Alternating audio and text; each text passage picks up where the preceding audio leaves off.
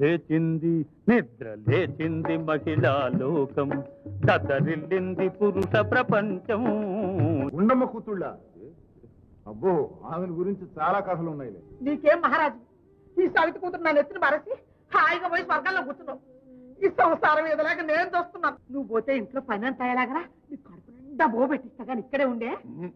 నాకు బుబాకి అవ్వద్దు, పెళ్లి కావాలి. మౌనముగానే మనసు పాడిన వేణుగానమును వింటిదే. ఏమయ్యా పెద్ద మనిషి, నీకేమైనా బుద్ధి ఉందా లేదా? మారుపేర్లు బట్టి మా ఇంట్లో దొంగతనంగా దూరతావా? రామోయ్ మాటలు జాగ్రత్తగా రాని. దొంగతనంగా ఏం రాలా, దొరతనంగానే వచ్చాం. కోలు కోలో ఎన్న కోలో నా సామి, కొమ్మలిద్దరు మాంచి జోడు. నువ్వెందుకు నా ఎదురుగా? నువ్వెందుకు నా ఎదురుగా? నాతో నీకు పోటీయా? నాతో నీకు పోటీయా? నేను ఇంటి కావందునే, నేను ఇంటి కావందు మేనత్తనే. ప్రేమయాత్రలకు బృందావనము నంద